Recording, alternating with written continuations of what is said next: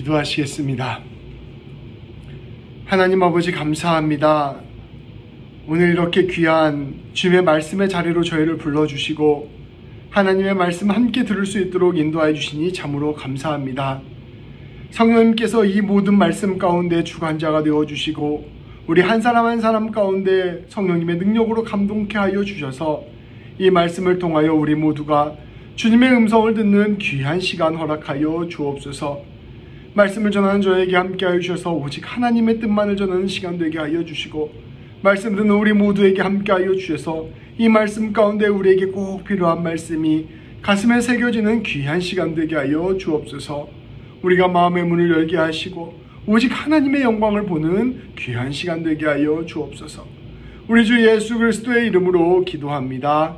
아멘. 오늘 하나님께서 우리에게 주시는 말씀은 갈라디아서 3장 1절부터 14절까지 말씀입니다. 갈라디아서 3장 1절부터 14절까지 말씀입니다. 제가 봉독하겠습니다. 눈으로 함께 따라 읽어주시기 바랍니다.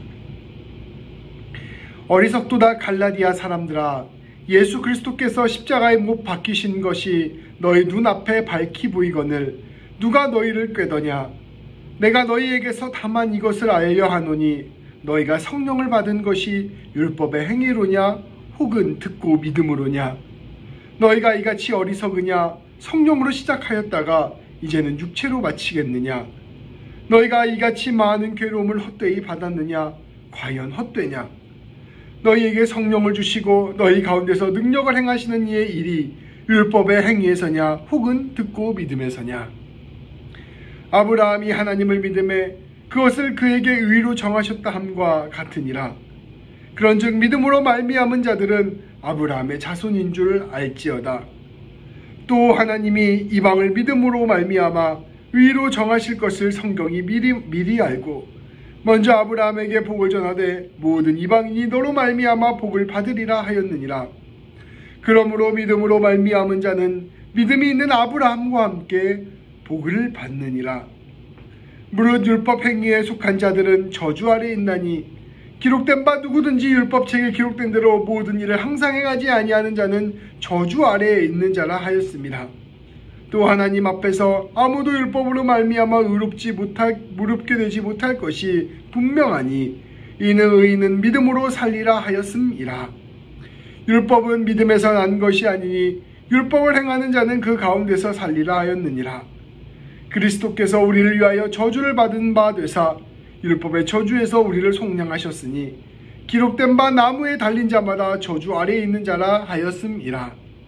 이는 그리스도 예수 안에서 아브라함의 복이 이방인에게 미치게 하고 또 우리로 하여금 믿음으로 말미암아 성령의 약속을 받게 하려 함이라. 아멘.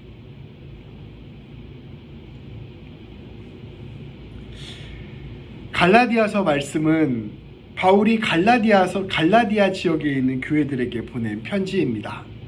이 갈라디아서 말씀이 전체적으로 어떠한 내용을 담고 있는지는 사실 말씀을 전할 때마다 맨 앞 서두에 여러분들에게 말씀해 드리고 있는데요. 그렇게 여러 번 들음으로 말미암아 이 갈라디아서 전체의 말씀 중심을 딱 이해했으면 좋겠다 하는 마음을 담아 그렇게 말씀을 드리는 것입니다. 바울이 마음을 다해서 세운 교회가 바로 이 갈라디아 교회였습니다. 아마도 바울이 1차 전도 여행 때 세운 교회로 추측되는데요. 바울이 처음 마음으로 전도하여 세운 교회이기 때문에 그만큼 마음을 써서 세웠던 교회입니다. 그런데 이 교회들이 바울이 떠나고 난 뒤에 큰 위기에 빠졌습니다. 거짓 전도자들, 거짓 선교사들이 찾아와서 바울이 가르쳤던 복음과는 다른 가르침을 전한 것입니다. 마치 좋은 밭에다가 농부가 좋은 씨앗을 뿌리고 갔는데 그 뒤에 온 농부가 가라지 씨앗을 뿌리고 간 것과 마찬가지 형국이 되었습니다. 이들은 이 잘못된 가르침을 가르쳤던 이 거짓 선교사들은 그리스도인이 된다는 것은 하나님의 백성이 되는 것이요, 하나님의 백성이 된다는 것은 이스라엘 백성이 되는 것이라 주장하였습니다. 그래서 이들은 예수님을 믿는 그리스도인들은 모두 이스라엘 백성들이 이제껏 지켜왔던 율법과 규례와 절기를 반드시 따르고 지켜야 한다라고 주장하였습니다. 특별히 이방인들 중에 예수님을 믿게 된 사람은 이스라엘 백성들의 징표였던 할례를 반드시 받아야 한다라고 가르쳤습니다. 그들은 이것이 바로 구약의 말씀을 그대로 따르는 것이다 라고 믿고 가르친 것입니다. 그들은, 이 거짓 교사들은 또한 현실적인 문제도 고려하고 있었습니다. 당시 그리스도인들은 유대인들에게 이단으로 찍혀서 많은 고난을 받고 있었습니다. 이 그리스도인들이 모두 할례를 받게 되면 유대인들의 이러한 비난과 정죄로부터 그리스도인들이 보호되지 않을까 생각했던 것입니다. 또한 당시 그리스도인들은 로마 정부로부터도 이 의혹의 눈초리를 받고 있었습니다. 혹시 이상한 종교가 아닌가, 혹시 사이비 종교는 아닌가, 이런 눈초리를 받고 있었습니다. 그때 이 유대인들의 종교 문화를 이해해주는 로마인들에게 우리는 할례를 받습니다 라고 말함으로써 이 로마 사람들을 안심시키려는 마음이 또한 함께 있었습니다. 그렇게 해서 그리스도인들을 보호하려는 마음으로 이 거짓 선교사들은 이 할례를 가르쳤던 것입니다. 그래서 이들은 할례가 필요 없다고 생각했던 바울의 가르침을 배격하고, 심지어 이것은 현실에 타협한 가르침이다, 하나님의 말씀과 맞지 않는 가르침이다 라고 비난하기까지 하였습니다. 더 나아가 이방인들을 쉽게 개종시키려고 이 바울이 하나님의 율례와 규례를 무시한 것이다 라고 정죄하기까지 하였습니다. 이들은 바울의 가르침을 이처럼 비방했을 뿐 아니라 사실 바울이 사도도 아니라는 비방까지 하였습니다. 이들은 앞서 말한 바울의 이 가르침, 바울의 복음을 송두리째 뽑으려 한 것입니다. 바울의 그 가르침을 받았던 이 갈라디아 교회는 이러한 새로운 거짓 교사들의 가르침에 마음이 흔들리기 시작하였습니다. 더 시간이 지나고 나서는 어처구니 없게도 이 많은 갈라디아 교회들이 거짓 선교사들의 가르침에 넘어가 버리게 되었고, 심지어 바울을 배척하기까지 하게 되었습니다. 바울은 이러한 거짓 가르침에 넘어가 버린 갈라디아 교회를 보면서 큰 비탄에 빠졌습니다. 그리고 이들을 어떻게 해서든지 돌이키고 싶어서 편지를 쓴 것입니다. 그것이 바로 오늘 우리가 함께 읽은 편지 갈라디아서 말씀입니다. 갈라디아서 말씀을 통하여 바울은 참된 복음이 무엇인지, 그리고 이 복음의 가르침이 왜 옳은지를 격정적으로 선포하였습니다. 오늘날 사실 우리 주변을 살펴보면 이처럼 할례를 받아야 한다는 그런 것들을 주장하는 이단이 사실 좀 있긴 있는데 거의 없습니다.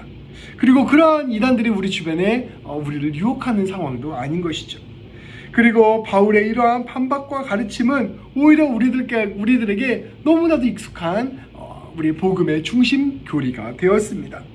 그러나 이 복음은, 이 바울의 오늘의 가르침은 다시금 우리에게 진짜 복음이 무엇인지, 복음이 우리 가운데 어떻게 역동하는지를 깨닫게 하는 귀한 말씀이 되었습니다.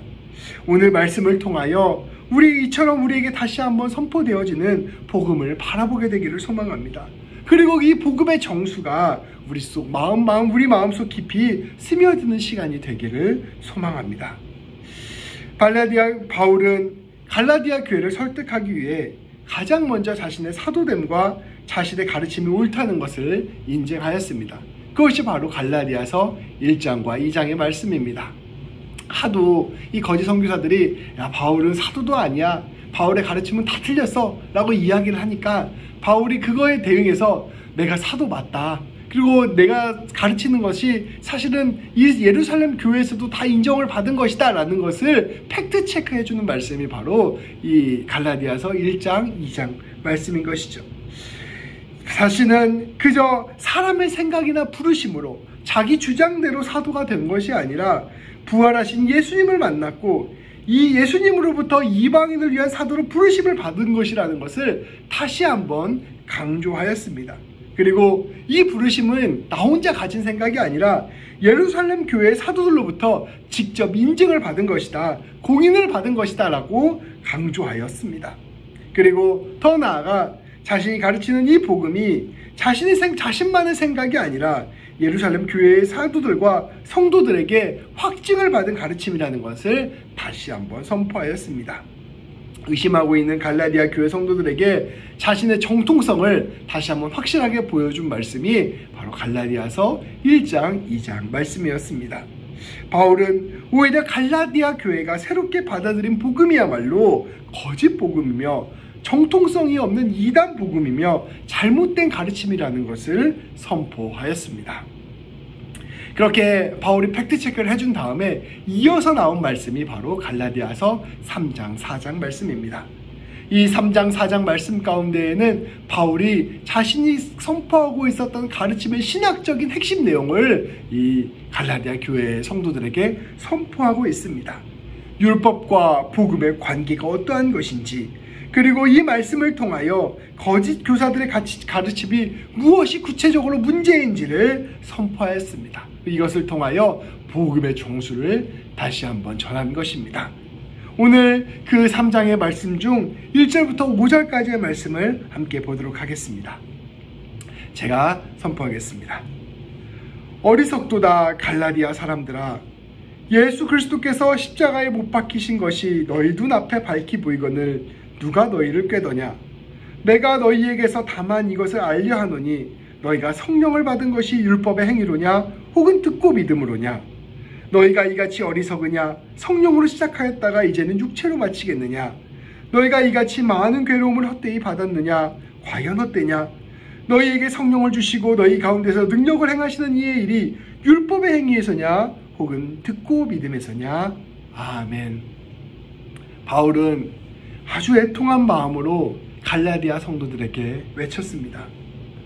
갈라디아 성도 여러분, 왜 이렇게 어리석습니까? 왜 여러분의 눈앞에 있는 십자가를 바라보지 못하고 있습니까? 왜 예수 그리스도의 구원의 은혜를 얻고서 헛된 가르침의 마음이 빼앗기셨습니까? 왜 거짓 교사들의 꼬임에 넘어갔습니까? 라고 탄식하며 그들에게 외쳤습니다. 그리고 바울은 이어서 이 갈라디아 교회 성도들에게 처음 그리스도인들이 되었을 때를 상기시켜 주었습니다. 바울이 갈라디아 교회 성도들에게 이렇게 말하는 것입니다. 여러분이 처음 예수님 믿었을 때 한번 생각해 보십시오. 여러분이 성령님의 감동으로 그리스도인이 되었을 때를 한번 생각해 보십시오. 여러분이 어떤 율법의 행위를 해서 그리스도인이 되셨습니까? 아니면 여러분 안에 성령님께서 주시는 그 믿음 때문에 그리스도인이 되셨습니까? 한번 생각해 보십시오. 여러분이 교회를 열심히 다녀서 그리스도인이 된 것입니까? 아니면 여러분의 마음 가운데 믿음이 어느 날 생겨나서 그래서 그리스도인이 된 것입니까? 우리가 그리스도인이 된 것은 우리 성령님께서 우리 마음 가운데, 우리의 심령 가운데 믿음을 주셨기 때문입니다.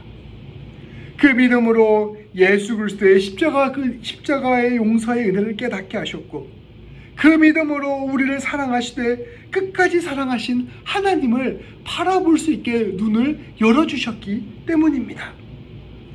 여러분, 그런데 왜 여러분들은 이 성령님께서 주신 믿음을 붙잡지 않고 다시 사람이 지켜야 된다고 이야기하는 율법과 규례를 바라보고 있습니까? 왜 이렇게 어리석습니까? 여러분은 성령의 힘, 성령의 은혜로 시작한 이 믿음의 여정을 이제 와서 인간의 힘과 능력을 의지하는 것으로 바꾸려고 하십니까? 라고 묻고 있습니다. 바울은 계속해서 이야기합니다. 여러분의 신앙생활을 한번 생각해 보십시오. 여러분이 하나님을 믿게 됨으로써, 그리스도인이 됨으로써 경험하게 될 수많은 체험과 경험들을 떠올려 보십시오. 이제껏 우리 성령님께서 여러분의 삶 가운데 믿음을 허락하시고자 하셨던 그 수많은 역사를 전부 다 허사로 돌리실 것입니까? 여러분이 할례를 받지 않았을 때에도 이미 성령님께서는 일하시고 있었습니다. 여러분이 유대인들의 절기나 유대인들의 정결례나 여러 유대인들의 규례를 지키지 않았을 때에도 그러한 일들이 일어나지 않았습니까? 하나님께서 여러분들에게 성령님을 주시고 그 가운데 기적을 행하신 것을 그것은 다름이 아니라 성령님께서 여러분들에게 복음을 가르쳐 주시고 복음을 믿게 하셨기 때문입니다. 바울은 선포합니다. 여러분, 본질을 붙드십시오. 예수님을 붙드십시오. 신앙생활은 인간이 만든 규례나 형식에 달려있는 것이 아니라 우리 주 예수 그리스도를 믿는 믿음에 달려있는 것입니다 라고 선포하는 것입니다. 바울의 선포는 오늘 우리에게 그대로 적용됩니다. 바울은 오늘 우리에게 믿음의 핵심, 신앙생활의 핵심을 선포하고 있습니다. 우리가 예수 믿지 않는 사람이 교회 열심히 다닌다고 해서 어느 날 갑자기 예수님을 믿게 됩니까? 헌금을 열심히 한다고 해서 예수님을 믿게 됩니까? 봉사를 열심히 하고 직분을 얻는다고 해서 그리스도인이 되는 것입니까? 그렇지 않습니다. 우리가 예수님을 믿기 위해서, 우리가 그리스도인이 되기 위해서는 단 한 가지가 필요합니다. 그것은 바로 오직 성령님의 역사하심입니다.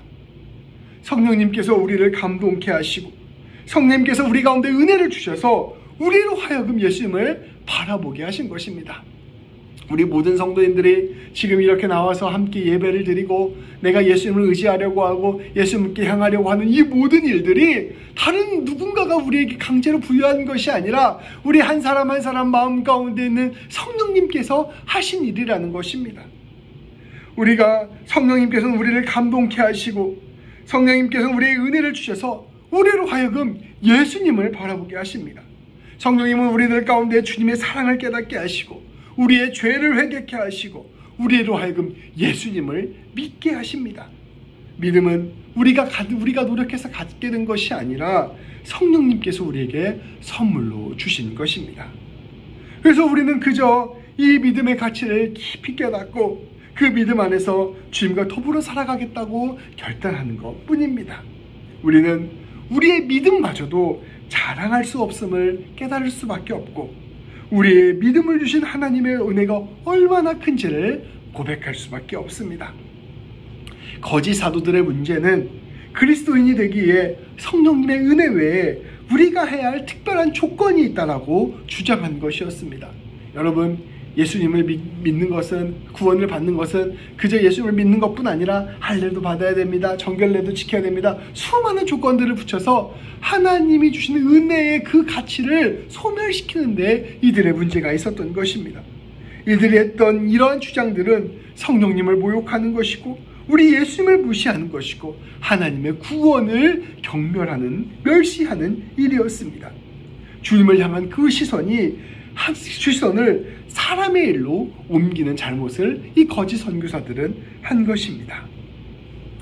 바울은 그리스도인들이 얻은 이 은혜가 무엇인지를, 또 우리가 얻은 이 은혜가 무엇인지를 아브라함의 이야기를 통하여 선포하였습니다. 6절부터 9절까지 말씀입니다. 제가 봉독하겠습니다. 여러분 눈으로 따라 읽어주시기 바랍니다. 아브라함이 하나님을 믿음에 그것을 그에게 의로 정하셨다 함과 같으니라. 그런즉 믿음으로 말미암은 자들은 아브라함의 자손인 줄 알지어다. 또 하나님이 이방을 믿음으로 말미암아 의로 정하실 것을 성경이 미리 알고 먼저 아브라함에게 복음을 전하되 모든 이방인이 너로 말미암아 복을 받으리라 하였느니라. 그러므로 믿음으로 말미암은 자는 믿음이 있는 아브라함과 함께 복을 받느니라. 아멘. 오늘 말씀을 보면 아브라함이 하나님의 선택을 받았음을 알 수 있습니다. 아브라함은 하나님의 선택을 받았습니다. 그리고 하나님께서 아브라함을 부르셨습니다. 아브라함은 그 하나님의 부르심에 응답하였고 하나님의 은혜와 사랑 안에 거하기로 결단하였습니다. 말씀은 이것을 아브라함이 하나님을 믿었다라고 선포합니다. 그때 이런 하나님의 부르심을 받아들인 아브라함을 하나님께서 의롭다라고 선포하셨습니다. 그리고 하나님께서는 구원의 역사를 아브라함을 통해 이루시기로 결정하셨습니다. 그 이후에 이 아브라함을 찾아오신 하나님, 그 은혜와 사랑과 구원의 하나님을 받아들이기로 고백한 사람들은 아브라함의 자손이 되었습니다. 우리 한 사람 한 사람이 전부 다 아브라함의 자손인 것이죠. 믿음의 자손입니다. 하나님의 구원은 그저 이스라엘 민족 안에서만 머물러 있지 않고 모든 세계 사람들에게 임하였습니다.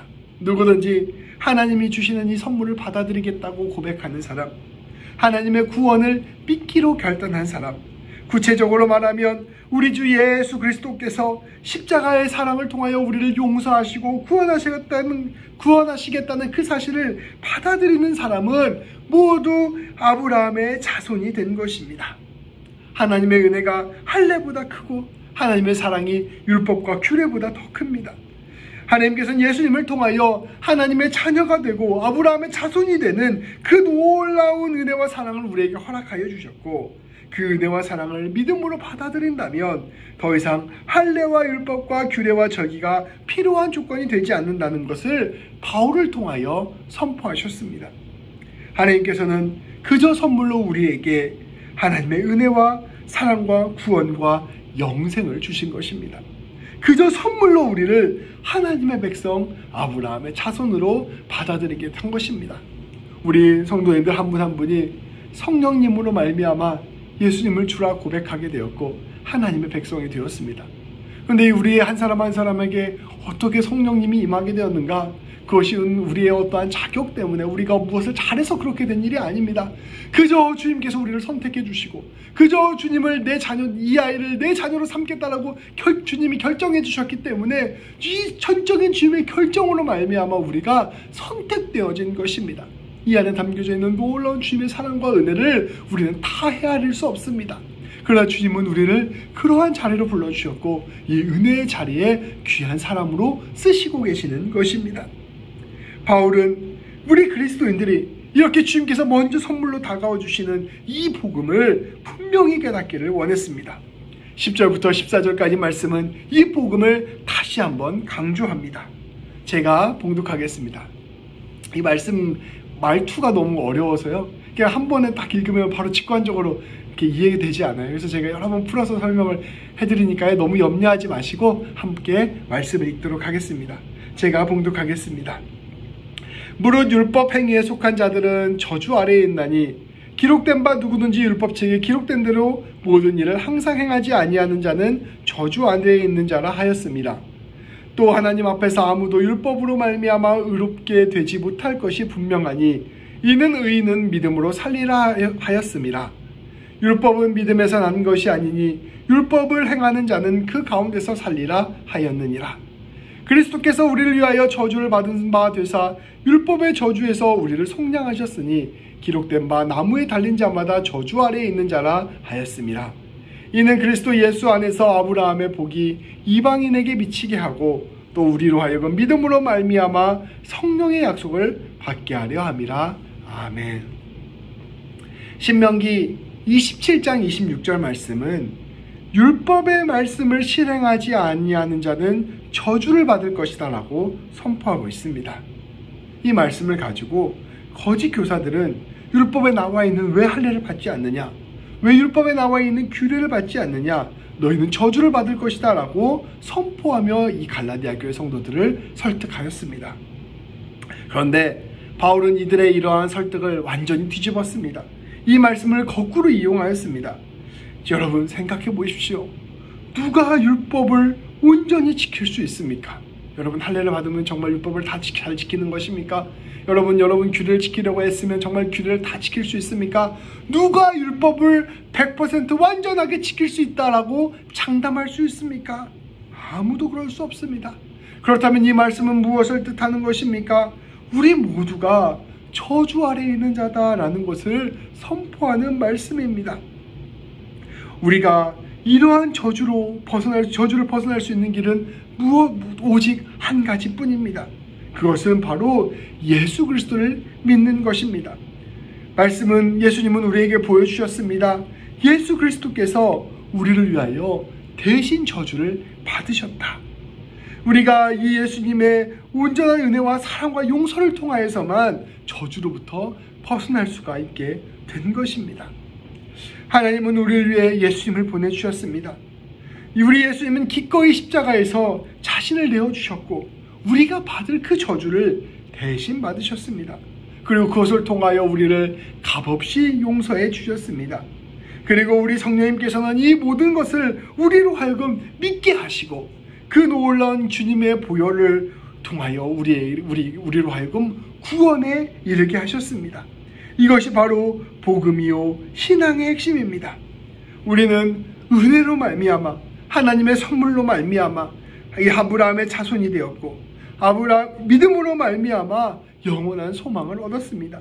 예수 그리스도의 보혈로 말미암아 우리는 모든 죄 사함을 받게 되었고 하나님의 백성이 되었습니다. 우리는 그저 하나님의 부르심에 응답하여 하나님의 부르심을 믿고 우리를 사랑하시는 하나님의 뜻대로 성령의 열매를 맺으며 살아가게 된 것입니다. 더 나아가 우리 예수님은 성령님 안에서 우리와 함께하고 계시고 우리와 연합하고 계시고 우리의 모든 삶을 주님이 원하시는 모습으로 바꾸어가고 계십니다 라고 선포하고 있는 것입니다. 바울의 가르침은 분명합니다. 하나님께서 지극히 큰 사랑으로 우리를 사랑하시고 우리를 구원하시고자 구원을 선물로 주셨다는 것입니다. 우리 예수님께서는 가장 비참한 죽음과 저주를 감당하심으로 말미암아 우리의 모든 죄를 용서하는 그 아름다운 선물을 주셨다는 것입니다. 우리에게 어떤 조건도 없이 어떠한 의무도 없이 우리를 그저 용서해 주시고 품어주시고 새 생명을 주셨다는 것입니다. 바울은 성령님의 은혜 안에서 그 선물을 받는 것, 다시 말하면 그 놀라운 은혜를 진실로 믿는 것, 그것이 바로 하나님의 복 안에 거하는 길이요 구원이다라고 선포하고 있습니다. 사랑하는 성도 여러분, 오늘 바울은 우리에게 물었습니다. 여러분, 처음 하나님이 된 때를 생각해 보십시오. 우리가 처음 하나님을 믿게 될 때를 한번 한 사람 한 사람 우리 각자가 생각해 봅시다. 우리가 무엇을 해서 하나님을 믿게 되었습니까?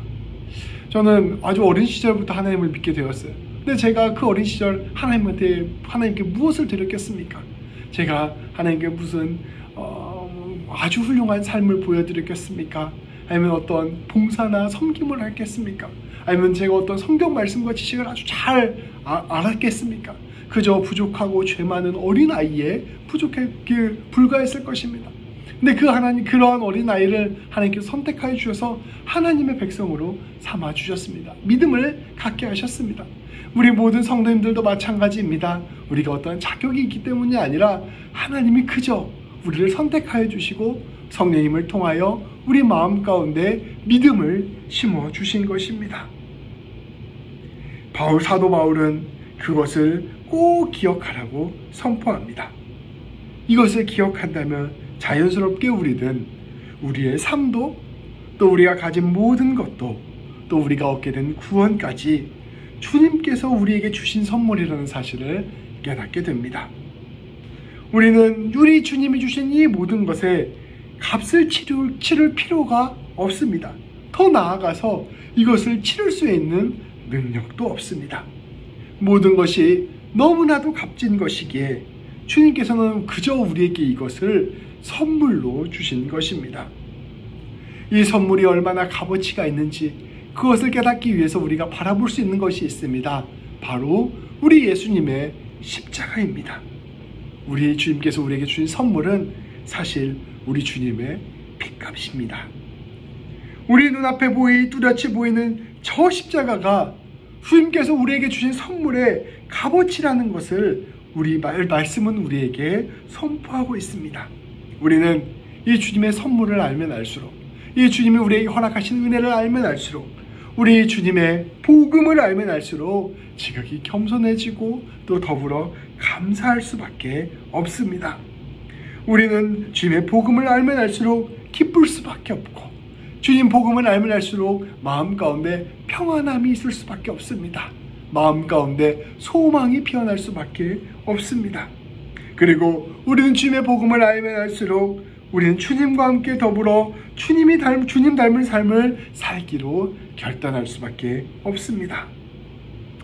우리의 삶은 거저 받았으니 거저 주는 삶입니다. 우리는 용서받았으니 용서하는 삶입니다. 사랑받았으니 사랑하는 삶입니다. 우리 모든 성도님들이, 저를 포함하여 우리 모든 성도님들이 우리 주님을 알게 되기를 소망합니다. 주님을 알게 되는 것은 오직 주님의 은혜로만 가능합니다. 더욱 우리 주님의 은혜를 간구하기를 소망합니다. 성령님, 우리 마음 가운데 찾아와 주셔서 우리의 마음을 감동시켜 주시고, 성령님 우리 가운데 함께하여 주셔서 무엇보다 예수님의 은혜 바라볼 수 있도록 인도하여 주옵소서. 저 십자가에 담겨져 있는 그 놀라운 사랑 깨닫게 하시고, 주님이 우리에게 용서하신 그 놀라운 은혜 우리가 새기게 하여 주옵소서. 그리고 나아가 내 모든 삶이 하나님이 창조하신 삶이요, 내 모든 인생이 주님 손 안에 달려있는 삶이요, 내 모든 인생이 하나님 안에서 아름답게 열매 맺는 삶이라는 것을 진실로 받아들일 수 있도록 인도하여 주옵소서. 모든 불안과 두려움을 이기게 하시고 오직 하나님의 놀라운 은혜가 내 삶에 충만하게 하여 주옵소서. 이렇게 날마다 간구하며 나아가는 우리 모든 성도님들 되시기를 소망합니다. 그 일은 우리 성령님께서 하시는 일이니 우리 성령님께서 우리의 모든 것들 가운데 충만케 하실 것입니다. 그리하여 우리 새벽교회 모든 성도님이 오직 복음 충만, 은혜 충만, 믿음 충만, 하나님 충만, 예수님 충만, 성령님 충만한 삶을 살게 되기를 주님의 이름으로 축복합니다. 기도하시겠습니다. 하나님 아버지, 감사합니다. 오늘 말씀을 통하여 복음이 무엇인가를 우리로 하여금 깨닫게 하여 주시니 참으로 감사합니다. 복음은 우리가 하나님 앞에서 어떠한 자격 조건을 갖추어서 하나님께서 우리에게 베풀어 주시는 은혜가 아니라, 우리가 하나님 앞에서 자격 없음에도 불구하고, 하나님 앞에서도 죄인임에도 불구하고, 하나님 앞에서 연약한 자들임에도 불구하고 하나님께서 우리를 선택하여 주셔서 우리에게 주신 놀라운 은혜이고 선물임을 우리가 함께 배웠습니다. 아버지 하나님, 이 놀라운 복음을 우리가 진실로 마음 가운데 깊이 깨달을 수 있도록 인도하시고 붙들어 주옵소서. 성령님께서 우리 모든 성도님들 한 분 한 분 가운데, 그리고 저 가운데 함께 하여 주셔서 우리의 마음을 감동케 하시고 무엇보다 예수님 바라보게 하여 주셔서 그 놀라운 주님의 사랑과 은혜 가운데 우리가 풍성히 적셔지는 귀한 역사를 이루어 주옵소서. 하나님께 받은 그 놀라운 은혜에 감격하여 모든 삶이 용서의 삶, 화해의 삶, 사랑의 삶, 베품의 삶, 나눔의 삶, 성령님의 열매를 맺는 삶 되는 우리 모두가 될 수 있도록 인도하여 주옵소서. 우리 주 예수 그리스도의 이름으로 기도합니다.